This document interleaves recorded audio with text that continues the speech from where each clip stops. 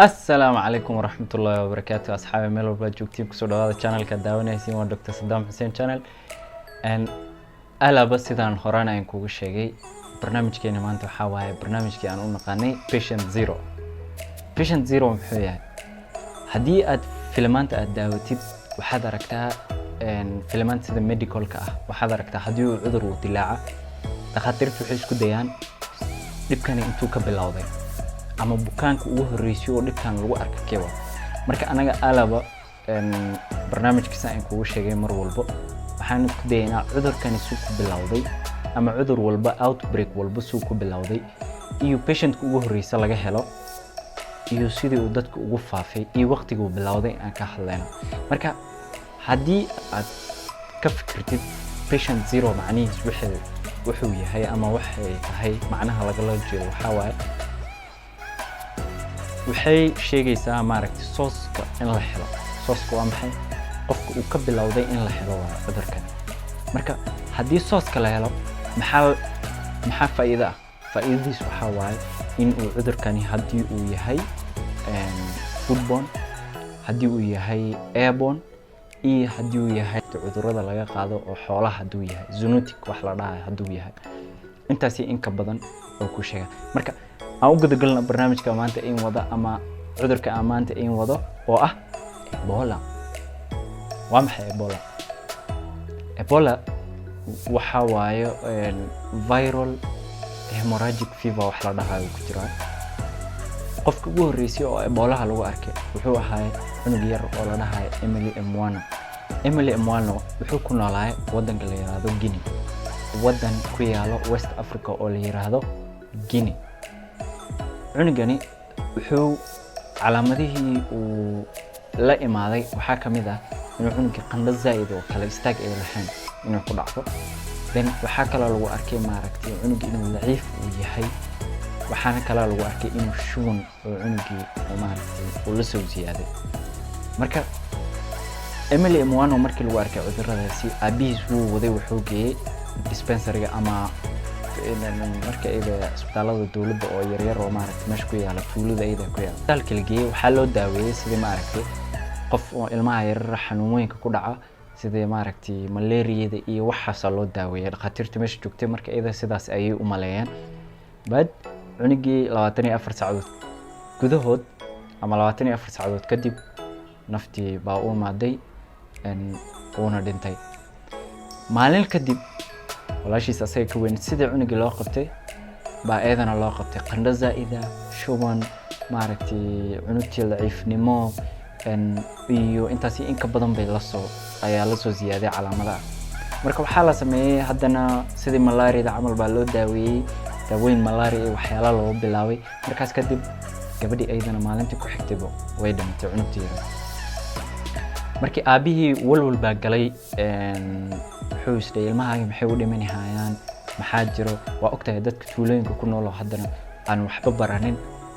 waxyaalo kale bay ka fikiraan oo maaragtay quraafaad ah wuxuu isday maybe sixir ma lagu sixray cidii ilmihii ma laga sixray wixii oo idil markaas baa marka hooyadii baa soo dhacday haddana hooyadii uur bay ahayd 7 bilood oo uur bay ahayd waxa ku dhacay dhiig furasho meel walba inay ka dhiigto oo haddana ay hoos miscarriage ku dhaca ama dilin ku dhaca cunugii dhiig zaid oo maaragtay aan kala istaag ee lahayn bay furatay habeenimo 7 saac habeenimo ay dhiigaasi ay furatay marka waxa ku dhacay in maaragtay aabihii uu urday isbitaalkii markuu aaday dhakhtarkii buu albaabka ku garaacay waxa la maxaa jiro naagteedii dhiig baxaysa kaaliga soo gaaro the moment dhakhtarka markuu meesha imaaday gabadhii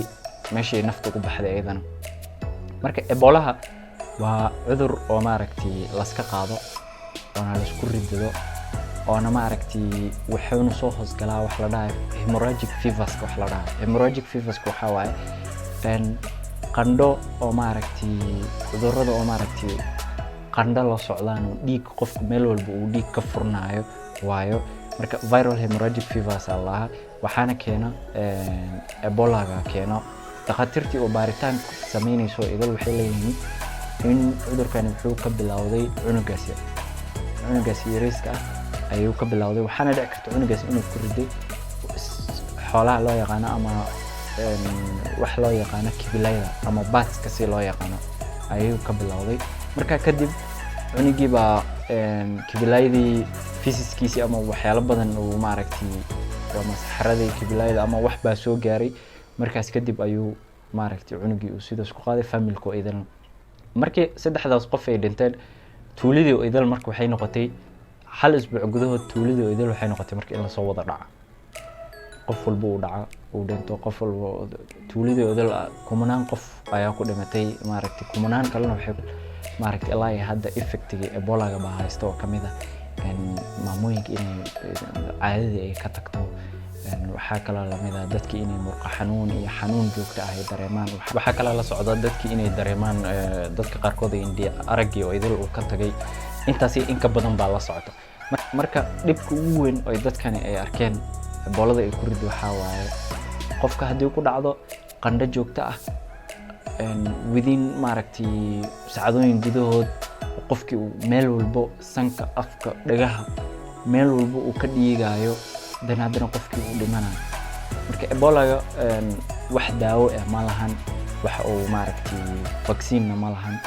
wax la iskaga reebi karo maanta ma lahan. hadduu dilaaco wuu dilaacay sidaas hadduu hal mar uu Ebola outbreak u dhaco sidaas buu ku dhacay. marka Ebola-kani wuxuu la jiraa sida horena aan kugu sheegay qaybo kale oo kamid ah sida Marburg hemorrhagic fever cudurka Marburg asagana waa isku mid way shabahan. Ebola-ka marka dhaqaatiirtu waxay aaminsan uu ka soo bilowday kibilaydaas ama baatska si loo yaqaano inuu ka soo bilowday oo maaragtay oo dadkii sidaas uu afay. marka wax daawo oo hadda loo hayno ma lahan oo maaragtay waqti xadirkan ama vaccine loo hayo ma jirto. qofka hadduu ku dhacana waxa waaye qofkii inuu maaragtay ka soo qabsanayana ma ahan, qofkii hor buu ka dhacaya oo maaragtay uu naftii ugu baxay. marka asxaabey waxaa soo gaarnay barnaamijkii gabagabadii iyo gunaanadkii barnaamijka. fadlan meel walba joogtiin videoga haddaad ka heshay like, subscribe iyo share-ka. haddii aad jeceshahayna maaragtay barnaamijka inuu sii socdo aad ka heshay fadlan hoos waxaan idin rajaynayaa sidaa iyo nabadgelyo.